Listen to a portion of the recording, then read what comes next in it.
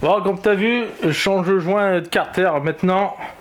Je vais pas attendre plus, l'hiver va arriver, après je vais commencer à avoir froid, je vais me replaindre que j'arrive froid. Et puis avec le froid, je risque de finir par casser les vis. Et du coup, je le change maintenant. Là, le moteur il est chaud, donc je vais profiter, je vais le vidanger. Il a été indiqué aussi dans la RTA pour le fourgon. L'hiver, c'est mieux de mettre de la 1340. Alors, on a que de la 10, on a que de la 15. La 1340, ça n'existe pas. Seule façon de le faire, c'est simple, tu mélanges de la 10 avec de la 15. Et tu auras du 12,5. Enfin, du 12,5 si tu mets moitié-moitié. Moi, je vais faire la même chose. J'ai quand un reste de Shell, donc 10-40, ça tombe bien. Celui-ci, c'est pour de l'essence. Enfin, quand je dis un reste, 2,5 litres.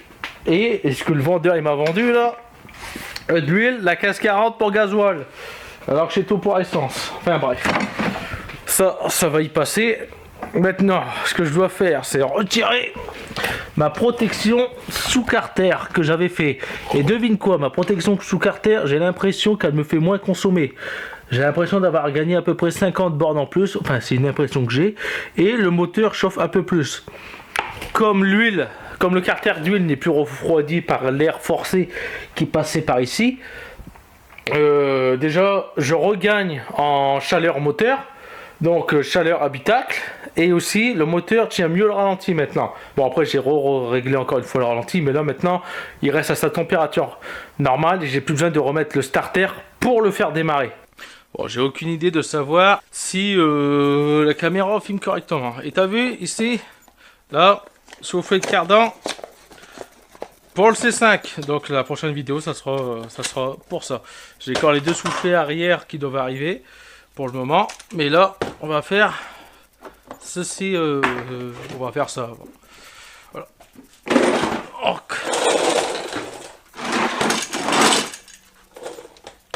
Si je me souviens bien, c'était du 13 que j'avais mis.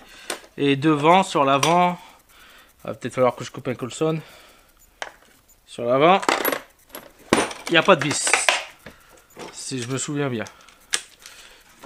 J'ai pas le souvenir d'avoir mis des vis.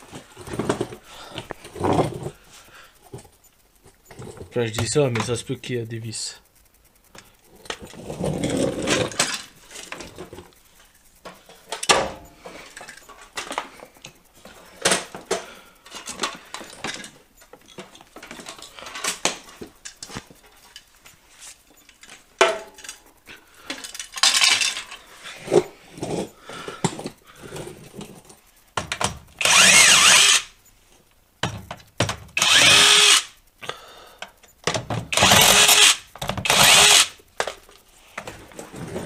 Il me faut les clés de 13. Alors, la clé de 13, 12. Ça, si je me souviens, ah bah, c'est une 12. Une 12. Une 10. Une 12. Putain, j'en ai combien de 12? Et une 13.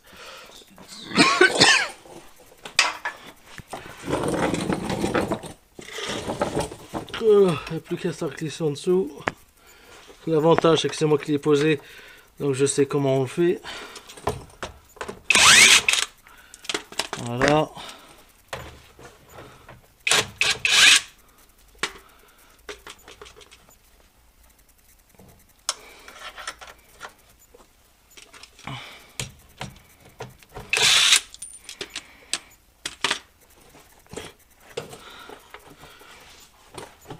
Bordel.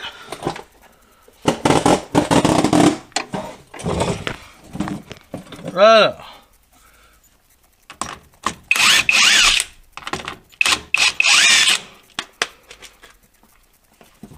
Bon. Qu'est-ce qu'il regarde un peu pour lui? Voilà, impeccable. Hop. Ah.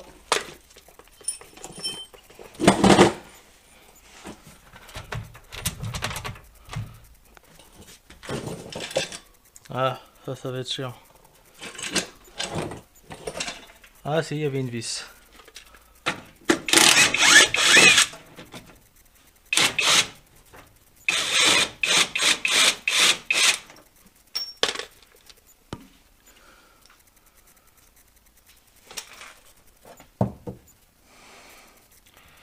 Il y avait encore cela aussi, putain. Hop.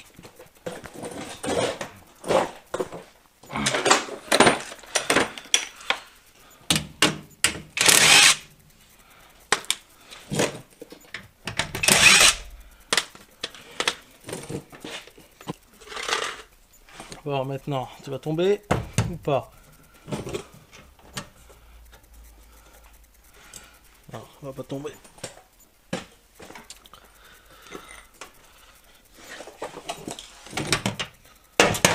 Voilà.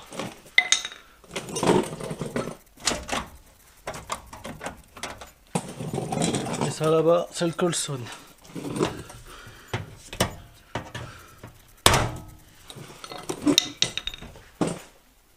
Ah, il n'a pas cassé.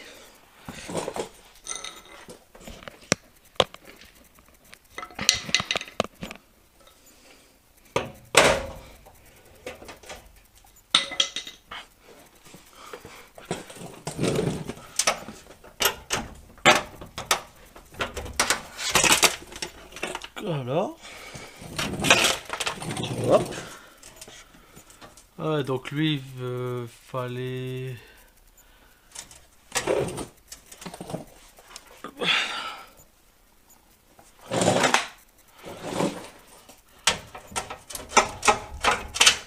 Lui, il était maintenu par le pare-choc.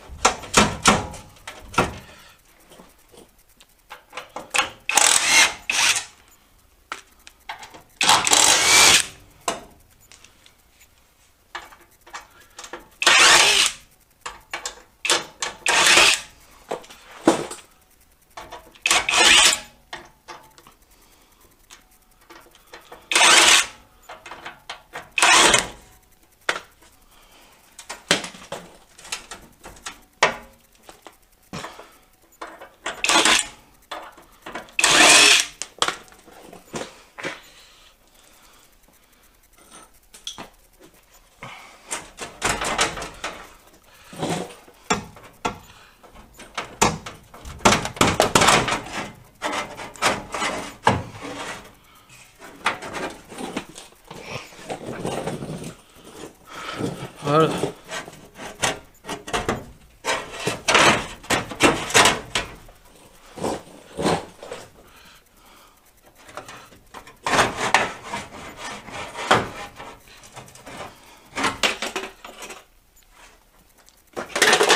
Et voilà.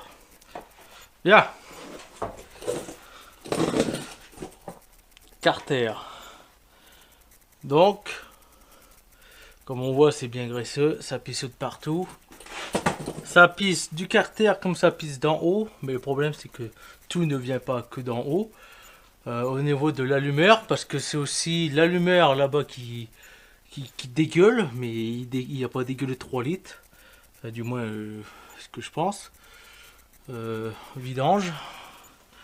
Ouais. Au moins, c'est pas près de rouiller. Bon, bah, ça recommence. Je trouve pas ma clé. Donc, vu l'heure, je vais quand même essayer d'aller au magasin en trouver une. Et en même temps, je vais changer le filtre à huile parce que j'en avais pas. Je vais pas récupérer lui qui est sur le moteur là-bas parce qu'il est pincé. Donc, je vais reprendre un filtre à huile et je vais aller rechercher une nouvelle clé parce que je ne la trouve plus, je ne sais pas où aller, j'en avais deux, il y en a une, je sais qu'on l'a perdue quand on a fait le swap de la Saxo, et il y en a la mienne, je ne sais pas où aller. Bon, finalement, pas besoin d'aller courir en magasin, je l'ai retrouvée, elle était à terre, elle était là où je mets mes huiles usagées, je ne sais pas pourquoi elle était là-bas, mais elle était là-bas. Donc on va pouvoir passer à la vidange, du coup on va tout rebrancher. Hop.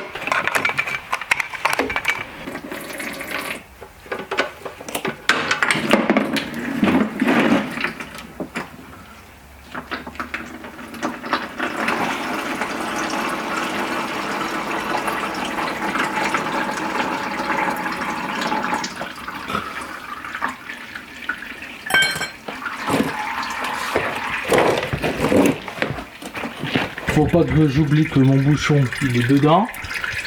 Bon, maintenant il faut que je retire ça J'espère que ça va passer tout seul, parce que sinon avec le différentiel, est-ce que je vais être emmerdé? Telle est ma question. Là j'étais en train de démonter le carter. Je viens de faire une découverte. C'est pas les joints qui sont craqués, c'est tout simplement les vis du carter qui ne sont plus serrés. Les deux vis là, ils n'étaient pas serrés. Les deux vis de ce côté là, ils n'étaient pas serrés. Donc pour moi en fait le carter il est en train de se desserrer. Ou alors c'est le joint qui a fini par se bouffer et du coup bah en fait le joint il est plus présent. Et les vis... Donc je comprends mieux pourquoi je perds autant d'huile. En gros, les vis, le carter est en train de se barrer, quoi. Là, je viens juste de faire un tour de clé. On voit déjà du jeu ici. Et j'ai déjà remis le joint. Enfin, le bouchon. J'ai remis le bouchon avec le joint. Le joint qui est fourni. Le joint qui est fourni avec ce kit-là n'est pas le bon. Il est trop gros. Du coup, j'ai dû aller dans mon stock. Donc, c'est pas du 16 mm intérieur, ça c'est plus gros quoi. Bon, du coup, pour celui-là et que j'ai le joint, bah, on va les changer, mais il n'y a pas grand chose qui est serré. Hein.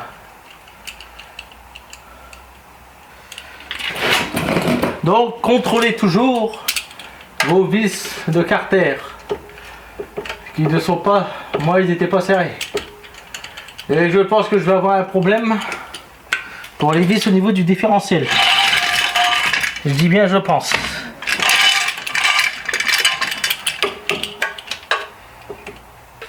Pas serré non plus. Enfin bref, toutes mes vis ils sont en train de se desserrer, il n'y a pas une qui est serrée. Bon, je parle d'un truc vite fait. La recharge que déjà c'est flou. Je viens d'aller démonter l'autre moteur. Parce que là, le carter il est tombé. Il faudrait que, dans le mieux des cas, que je soulève le moteur pour retirer le carter, parce que le carter est bloqué par la pompe à huile. Mais avant ça, j'ai passé peut-être une demi-heure à retirer le carter, à le faire tomber, parce que cette plaque-là, cette plaque qui cherche juste à cacher en fait le volant moteur et l'embrayage pour éviter que de l'huile vienne se projeter sur le volant moteur et après bah fait patiner l'embrayage. En gros la plaque de protection m'a emmerdé. J'ai dû retirer un support moteur, mais juste les fixations en acier, pas ceux qui maintiennent le support moteur au Xenon Blocks, mais juste ceux qui maintiennent en fait la boîte de vitesse au bloc moteur. Enfin, du moins, je l'ai dévissé, je l'ai écarté. Parce que ça bloquait. Ensuite, là, le joint était bien mort. Le joint en liège est pourri. Là, c'est pourquoi je te dis j'ai dû démonter l'autre moteur, c'est parce que j'ai dû vérifier ceci. Ce qui est bien quand on a un deuxième moteur, c'est qu'on peut contrôler. Alors, j'ai dû contrôler pour pouvoir voir comment retirer la pompe à huile. Du coup, j'ai tombé le carter. Et devine quoi, ce moteur-là avait déjà un joint de culasse parce que tout le fond du carter, il est rempli de merde. J'ai une vis qui est tombée dedans, regarde dans l'état où elle est la vis. Donc, la pompe à huile est fixée par 3 écrous. 3 écrous que je peux retirer. Mais le problème, c'est que la pompe à huile possède un joint. J'ai pas le joint pour la pompe à huile.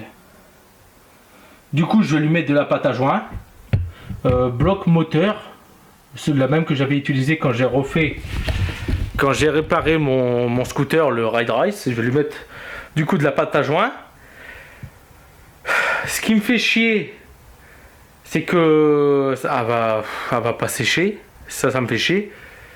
Et du coup, je risque d'avoir un problème, c'est que je risque d'avoir une perte de pas assez de lubrification. En gros, la pompe elle va aspirer, mais elle va recracher toute l'huile aussitôt. Voilà.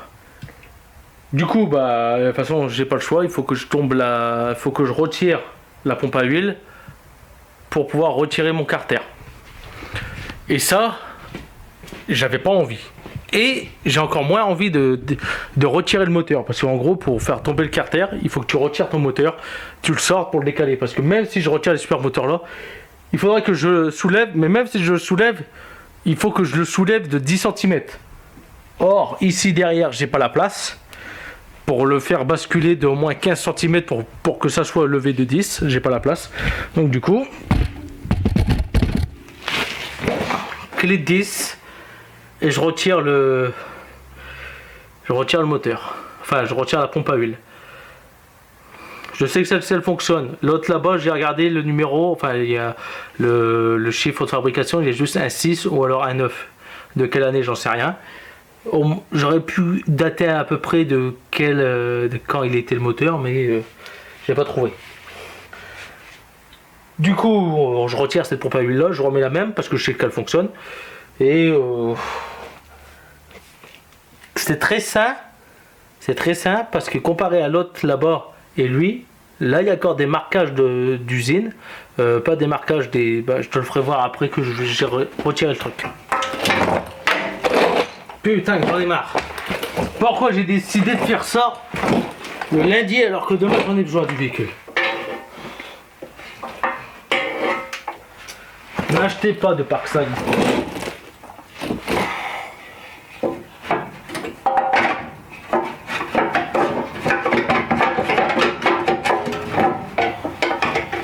Alors ça c'est la meilleure. Même dévissée, je peux même pas la faire tomber. Putain!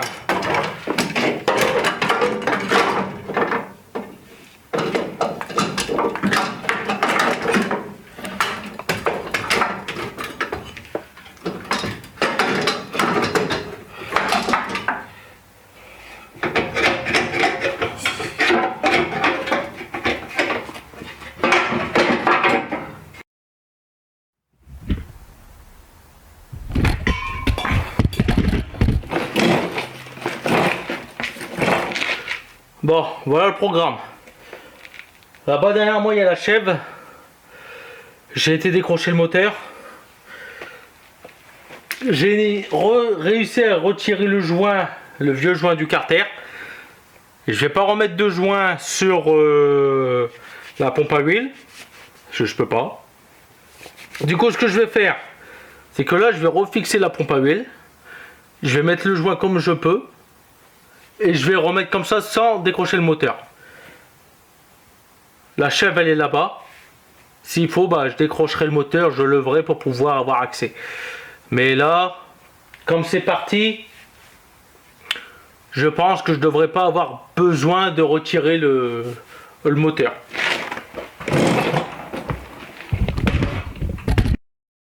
Bon, voilà, ça c'est le fond du carter d'huile. Comme tu vois, il est assez propre. L'autre il est complètement dégueulasse, il y a de la mayonnaise au fond. Lui ça va. La pompe à huile, on la verra mieux de ce côté là.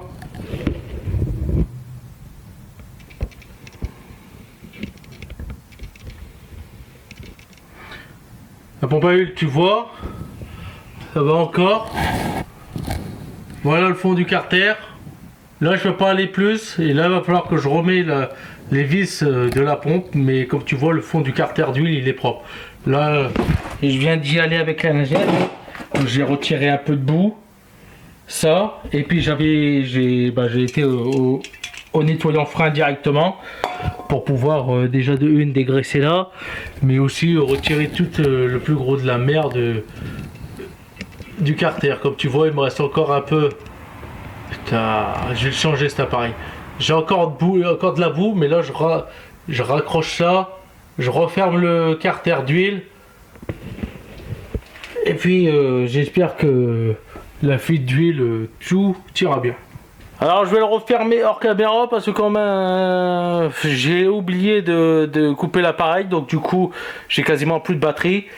Et voilà, j'en suis désolé, une erreur. Voilà, j'ai oublié de couper l'appareil alors qu'il tournait pas et du coup ça m'a bouffé la batterie.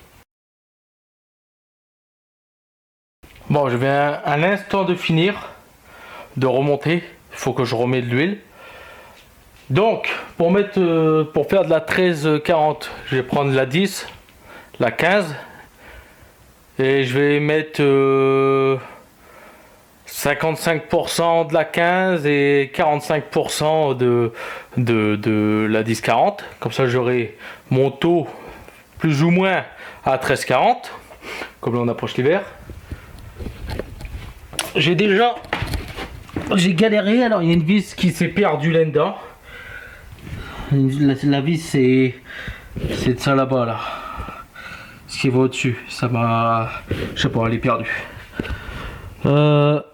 Alors, j'ai réussi à remettre le joint.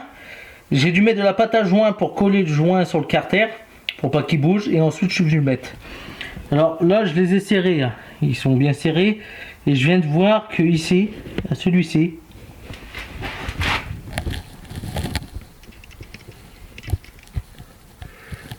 il y a une fissure dans le joint au niveau de la vis.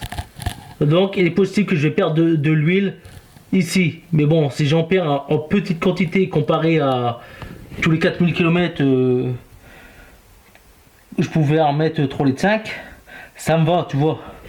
Et là, je sais déjà que pour là, tu vois là, il y a une fissure. Il risque d'avoir une fuite d'huile à ce niveau-là. Bon, c'est pour ça que je vais pas remettre le carter sous le moteur. Je vais laisser comme ça pour voir déjà si ça coule. Je vais bien le nettoyer, bien le dégraisser avec ce qui me reste du nettoyant frein. Je vais le laisser comme ça. Je vais rouler pendant plusieurs jours comme ça, voir déjà si j'ai repère de l'huile ou non. Et après, je vais remettre le protège sous moteur. Voilà. Donc faites attention à ces joints là. Si vous le changez, ces joints là, il y a un grand, un petit. Moi, j'avais mis le petit derrière et le grand devant. Je me suis vite rendu compte que ça n'allait pas le faire. J'espère que les joints en caoutchouc ils n'ont pas bougé, parce que même s'ils ont bougé, de la merde, je roule comme ça, avec ce moteur là. Et je répare, si ça fuit, ça fuit. Je répare le moteur là-bas.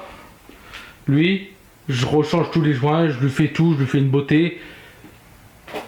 Je le mets dedans, en attendant que je répare l'autre. Au moins comme ça, c'est fait, paf, je démonte tout, je remets. Parce que là, je ne sais pas du tout quelle heure il est. Les gosses, ils sont venus me voir en disant qu'on mange. J'ai commencé, il était 18h. Il est 9h30 passé. Alors, je peux te dire que quand je vais rentrer, je vais gueuler. Mais bon, alors il faut que je me lave. Là, les gosses, ils sont sûrement au lit pour demain à l'école. Je suis noir, je suis tout graisseux. Je vais me faire détruire en rentrant. L'huile maintenant. Donc l'huile, j'ai pas de bidon vide. Donc hop, on va prendre ça. Est-ce que je m'emmerde à faire de la 13,40 ou non? Sachant que je vais sûrement faire les 7000... bah non. Vas-y. Je vais le faire au pifromètre. 3,5 litres d'huile qu'il me faut. Voilà, je vais faire au pifromètre. Ça se mélangera dans le carter moteur. Alors, mon huile. Alors, celui-là est déjà ouverte. Tu m'excuseras de la prise de vue, mais là je pose comme ça. Là, je suis fatigué, je suis crevé. Voilà. Donc, au pifomètre. Donc, je vais mettre 1 litre de ça.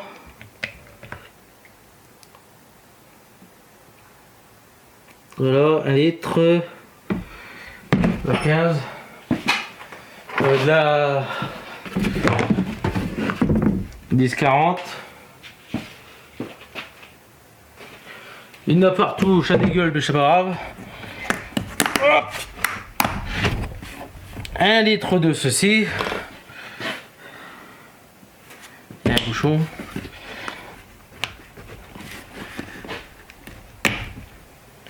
Putain de merde.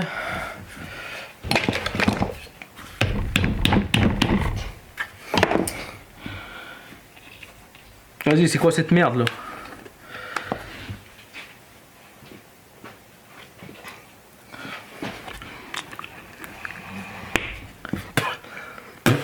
Vas-y, ça va me gaver.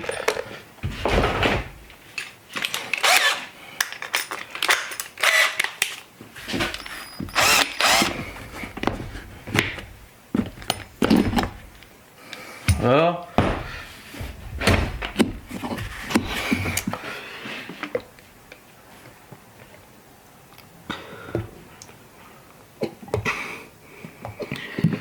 1 litre d'huile pour essence, 1 litre d'huile pour diesel.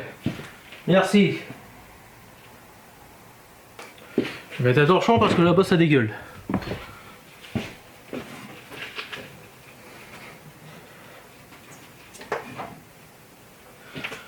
Voilà, donc si on fait le calcul, ça fait 2 litres.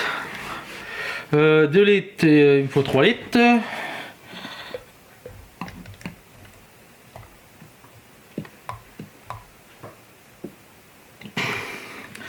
Voilà. 3 litres 5 il me faut précisément. Voilà, donc 250 l'un, 250 l'autre pour arriver à 500.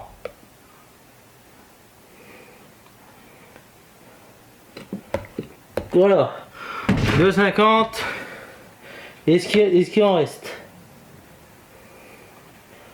Voilà. On a un peu plus, mais je sais pas grave. Celui-là il est vide. Voilà, lui il est vide.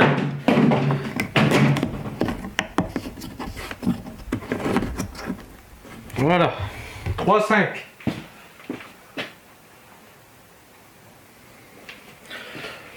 Voilà. Il y a 3 litres un peu plus 5. Donc je vais être au-dessus de la jauge, mais c'est pas grave. Sachant que j'ai raclé tout le fond. Donc on va être au même niveau. Je vais être un peu plus d'huile, mais c'est pas grave.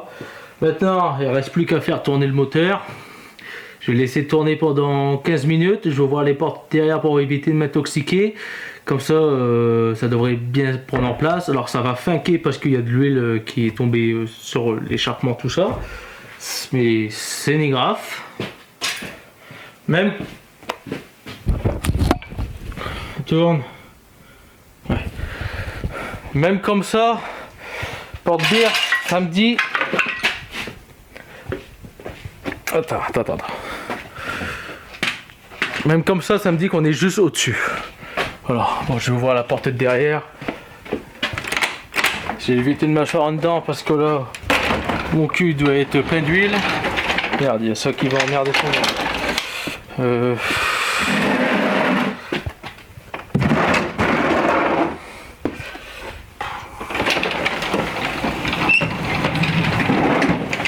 Est-ce que je m'inquiète de l'huile qui est partout au sol? Non, pas du tout, je m'inquiète pas de ça.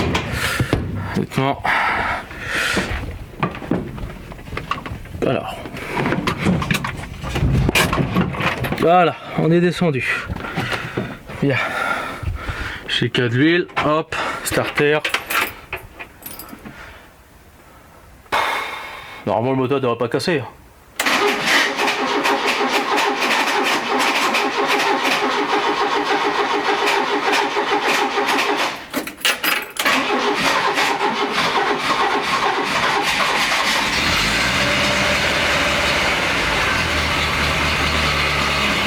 Voilà.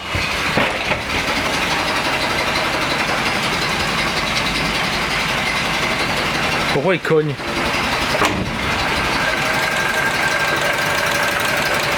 Qu'est-ce qui lui arrive à lui? Là, comment il bouge?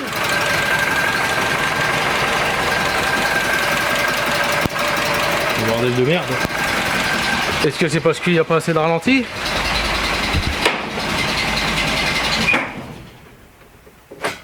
Ouh, je crois que... Oula! Oula, ça va le barrer.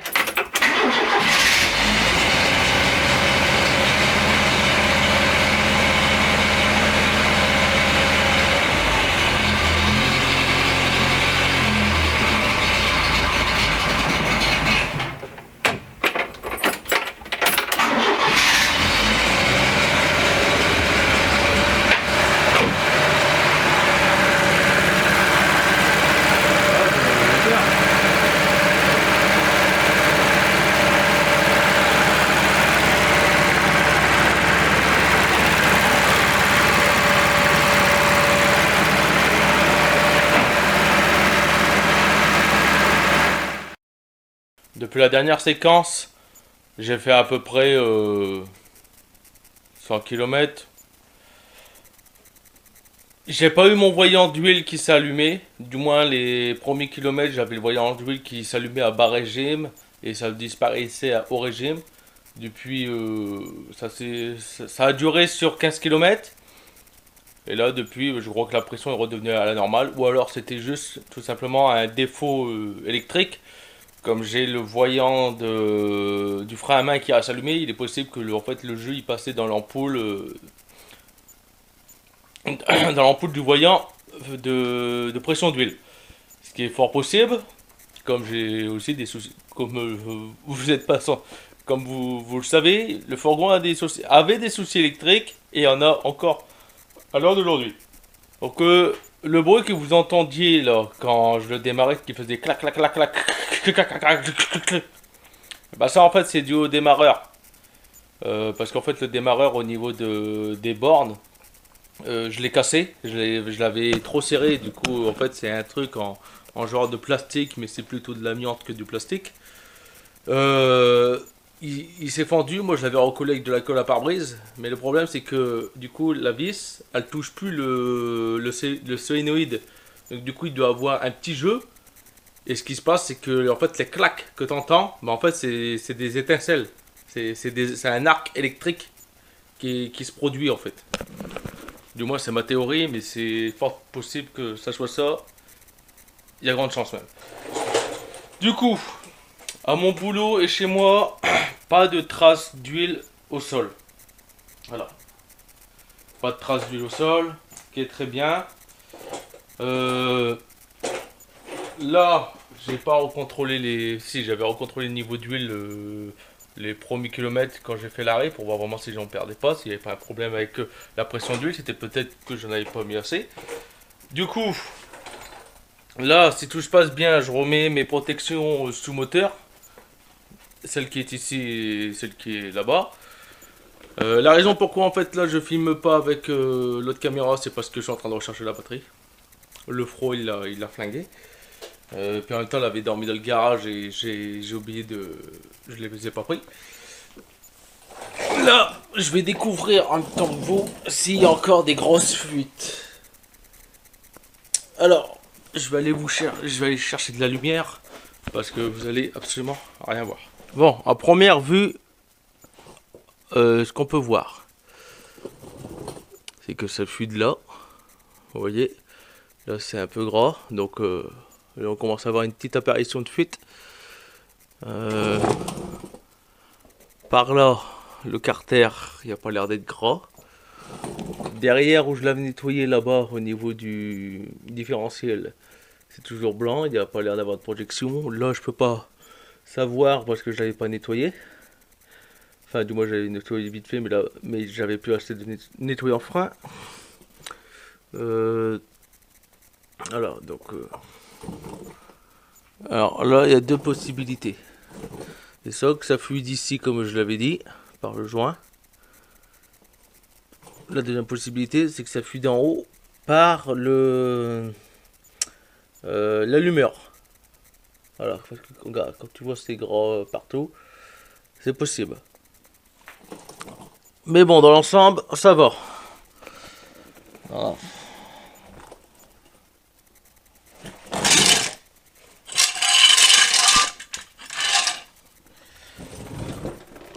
Là derrière, c'est la même chose. Voilà. Ah, vous voyez? Là-bas, une grosse goutte. Mais va savoir c'est quoi. Est-ce que c'est le carter? Ou alors est-ce que c'est l'allumeur? Là-bas. Mais pour moi, c'est l'allumeur. Parce qu'en fait, tout coule du haut. Parce que si ça aurait été là le carter, j'aurais eu une goutte au sol. Et le carter, il aurait été gras, tu vois. Et là, je vois, ici, j'ai une petite trace. J'ai une couleur.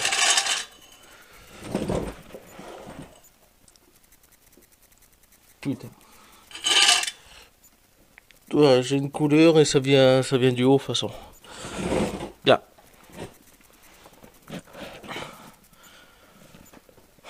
Bon. Donc tu vois dans l'ensemble, ça n'a, ça fuit plus quoi. Ça fuit plus. Mais moi le problème que j'ai là avec la perte d'huile, c'est ça en fait, c'est ici. Ma perte d'huile vient entre l'allumeur et le bloc. Elle vient ici. Du coup, ce que je vais faire, c'est que je vais créer un joint. Je vais fabriquer un joint avec une brique de lait. Je vais couper. Je vais venir, je vais retirer l'allumeur. Je vais mettre mon joint fait maison entre l'allumeur et le bloc. Venir le remettre et le resserrer. Donc je comprends pas. J'ai deux moteurs, hein. Sur les deux moteurs, il n'y avait pas de joint. Donc est-ce que c'est normal qu'ils ont conçu ça sans joint? Mais on voit bien que la fuite il vient de là. Donc après je pourrais mettre de la pâte à joint.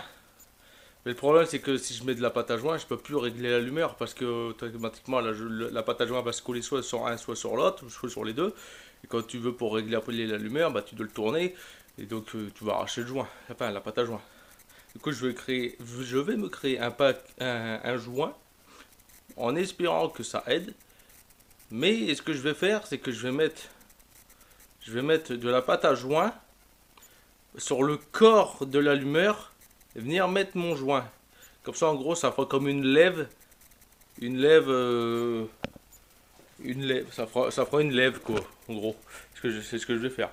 Je vais faire un repère sur mon allumeur, comme ça évitera que je dois repasser le strombo. Voilà. Donc les petites choses simples, mais ça prend du temps. Bon, je voulais le faire avec une brique de lait, mais je le ferai avec une ça. Pourquoi en fait on dit une brique de lait? C'est parce qu'en fait, regarde là, t'as un revêtement en aluminium. Bon, après c'est du carton. La brique de lait est un peu plus épaisse, mais bon là j'en ai pas dans la poubelle, donc je vais faire avec ça. Ça sera un jouet en carton quoi.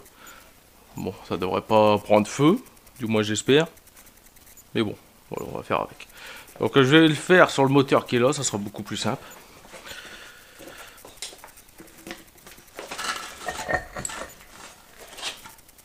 Alors, il n'y a plus qu'à retirer ça.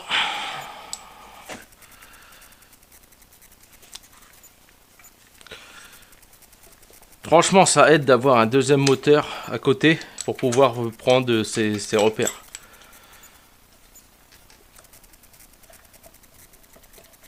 Voilà.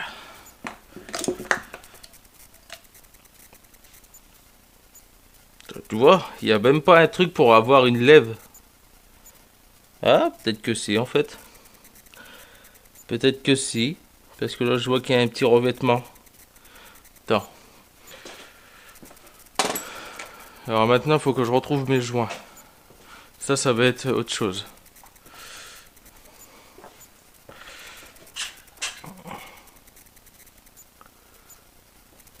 Ils sont peut-être là.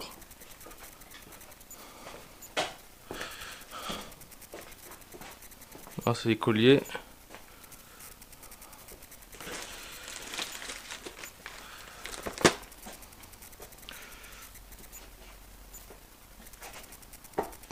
Dérivé. De la visserie. Je vois que là j'ai une petite lève. Mais vraiment une petite.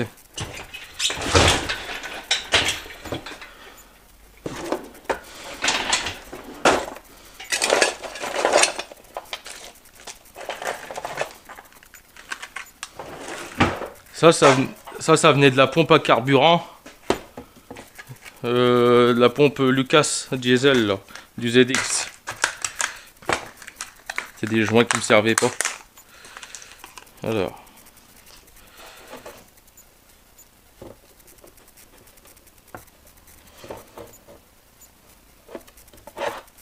Si je fais ça.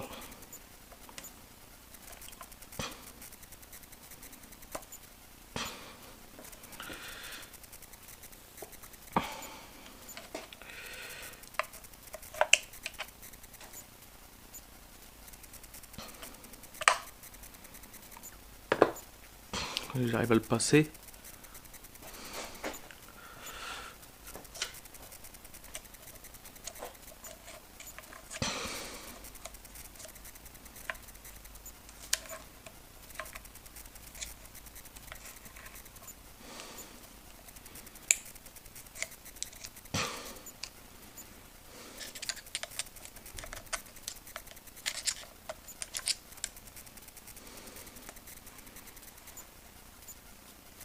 Ah bah voilà.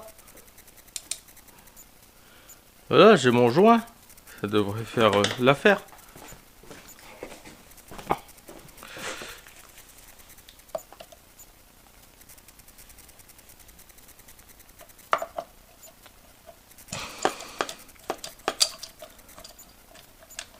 Voilà. Ça a l'air d'être bon. Hop. Et là, on va venir le serrer. Voilà. Voilà, j'ai trouvé mon joint. Bon, maintenant, il n'y a plus qu'à le retirer sur le PT. Où est-ce que je viens de mettre ce petit tournevis? Oh non, ça va recommencer ça. Oh, je l'ai mis où?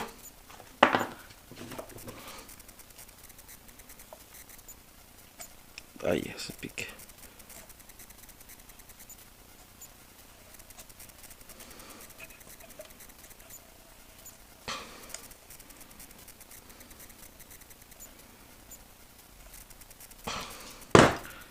Voilà. Et moi qui voulais partir pour un joint en carton, je vais mettre ça comme joint. Bah, je vais faire les deux, tiens, pour être sûr. Je vais quand même faire les deux. J'ai le joint là. Et j'ai mon joint en carton que je vais faire là. Je vais faire une double étanchéité. Voilà.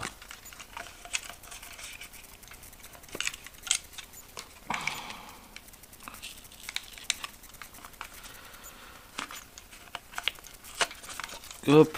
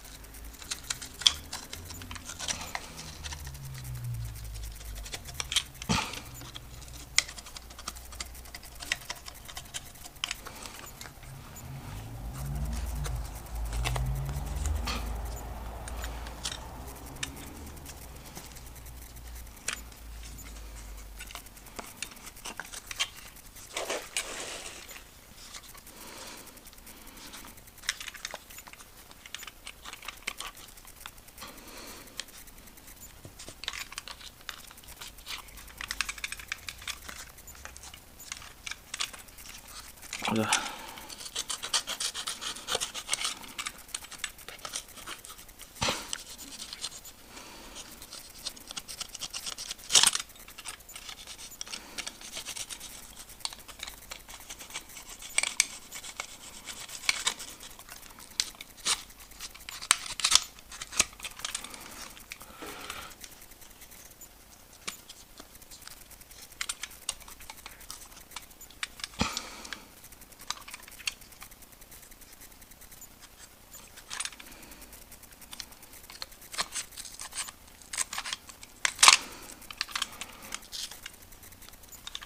Voilà.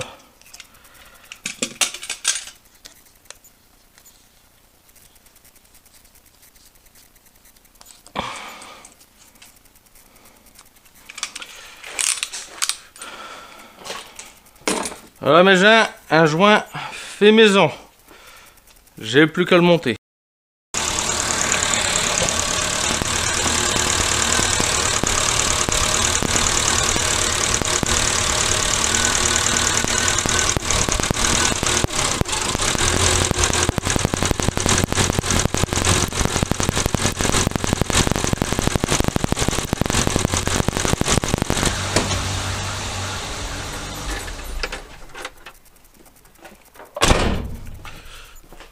Voilà. Bon, je remodifierai l'allumage plus tard si ça ne convient pas. J'ai dû ressortir le pistolet parce que j'avais foutu l'axe de l'allumeur, il a tourné, donc du coup il est complètement de travers. En gros, j'étais complètement décalé. Ça a fait bah, comme les bruits que tu viens d'entendre, ça a fait un de ces bruits de coups de feu, mais incroyable. Voilà, donc là on est plus ou moins réglé, il faut que je la reteste du coup. Maintenant, je vais refermer tout ça. J'ai quand mes 3 vis. Voilà. Alors c'était laquelle plaque la première? C'était celle-ci.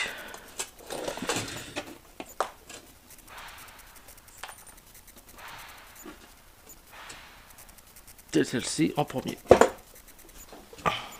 Hop. Hop là.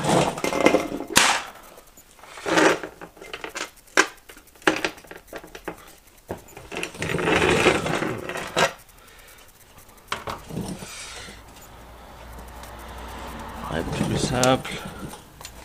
Ah, il manque une vis ici.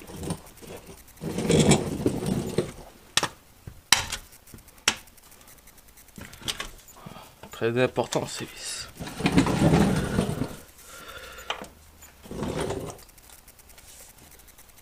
Bon. Bon, j'ai attrapé un petit coup de chaud. Le soleil là il commence vraiment à taper sévèrement. J'ai dû retirer ma pull. Les protections sous moteur, c'est remis. En moyen, on va rattraper un meilleur aérodynamisme par le bas. Parce que je trouve quand même que ça refroidit moins vite le moteur au niveau de l'huile.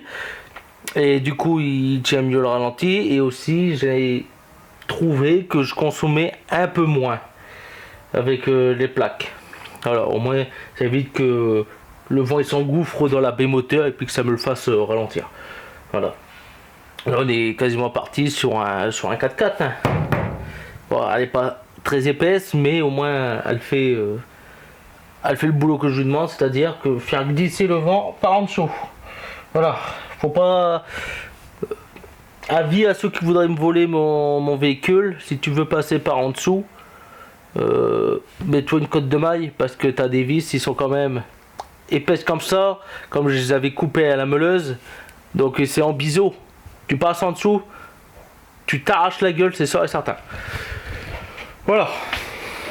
Oula, trop de lumière, ça va pas être bon pour la caméra.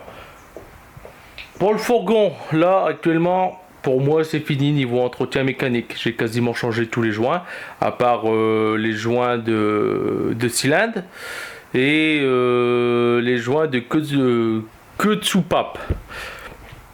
Il n'y a pas nécessité de faire les joints de queue de soupape ni ceux du cylindre parce que ils sont encore bons. Après 40 ans, les joints sont encore bons. Ils n'ont pas craqué au redémarrage. J'ai fait 4000 km avec. J'ai été en Belgique avec le véhicule. Il fonctionne très très bien. Maintenant, il faut juste que je recontrôle dans quelques milliers de kilomètres, voir si mon carter fuit encore ou non, et voir si mon joint maison sur l'allumeur a fait ce que je lui demande, c'est-à-dire ne fait pas dégueuler toute l'huile par là. Voilà. Bon. Je sais jamais comment finir mes vidéos, donc ça va être très très simple. Au revoir.